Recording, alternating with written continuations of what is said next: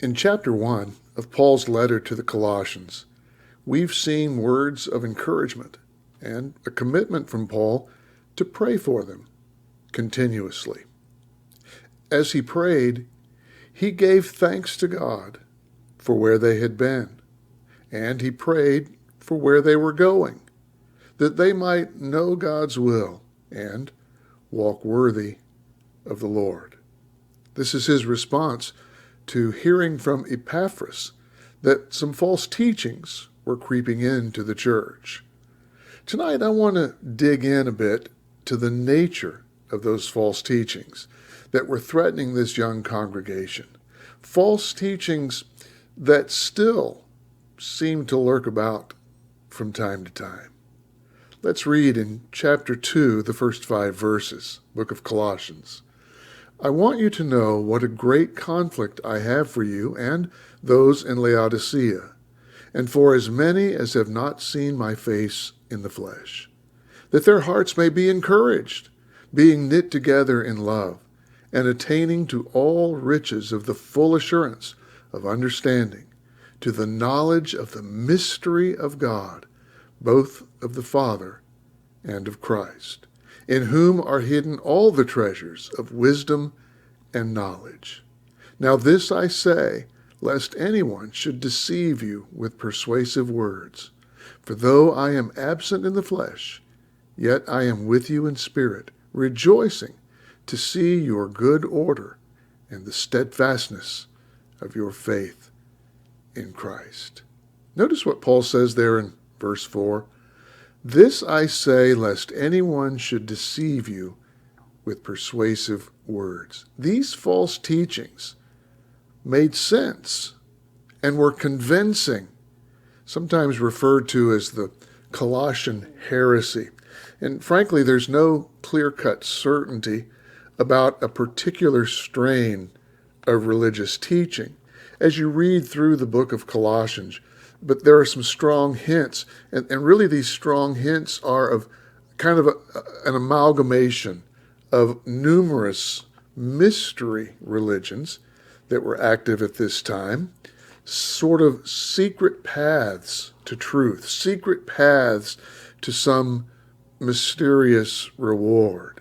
Certainly, as we've mentioned before, there was the Gnostic influence. Gnostic meaning those who were, like I like to say, in the know. Knowledge was a really big deal to them. They put a great deal of emphasis on spiritual things, while material things were considered evil. Again, makes some sense, but material, including the physical body, for example. Gnostics, as a result, could not reconcile that Jesus had a physical body and he was God, because the physical body is evil. So it's sort of take your pick. Either he isn't God or Jesus' body is merely an apparition. It's not real. You see the problem there. And then, this led to asceticism. Asceticism is kind of a long, fancy word, and it kind of boils down to kind of like avoiding any kind of pleasure, good food, a warm jacket in the wintertime. Always depriving the body was sort of at the root of asceticism. Some of these things, they do. They make sense, don't they? Didn't Paul teach about bringing the body into subjection, about depriving the body? Well, the problem is that these things were taught as the way to salvation, the way to the presence of God, the way to spiritual reward. We also see in the Colossian church not only the Gnostic influence, but some of the Jewish influence as well. The inclusion of ceremonial rituals, or the false teachers wanting to include ceremonial rituals, circumcision, festivals, and special days, dietary requirements of Judaism. And again, the key here is that these mysterious teachings and activities were the path to God and to reward. Let me read for you what Paul said in verses 16 and 18 of chapter 2.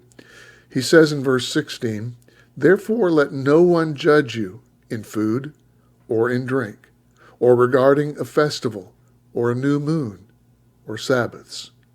Down in verse 18 he says, "Let no one defraud you of your reward, taking delight in false humility and worship of angels, intruding into those things which he has not seen, vainly puffed up by his fleshly mind." Kind of fits in with my declaration of the Gnostics as being know-it-alls, right? Puffed up in his fleshly mind. So that's what Paul had to say. Let me point out the two problems that emerge from these false teachings. First of all, as Paul says, their source is human. The source is human. Verse 8, "Beware lest anyone cheat you through philosophy and empty deceit, according to the tradition of man, according to the basic principles of the world, not according to Christ." Wow. That sounds like the kind of problems that we encounter these days. The philosophies of this world, the basic principles of this world, the traditions of men, not according to Christ. Down in verse 20, Paul goes on, "Therefore, if you died with Christ from the basic principles of the world, why, as though living in the world, do you subject yourselves to regulations? Do not touch, do not taste, do not handle, which all concern things which perish with the using, according to the commandments and doctrines of men." Do you see what Paul's getting at here? One of the problems of these false teachings is that their source is human and not God. The second kind of naturally follows. These teachings and the rewards thereof are based on human effort. We titled this series, "One Glorious Hope." That hope is Jesus, not human effort. These mysterious, burdensome requirements do not speak a message of hope.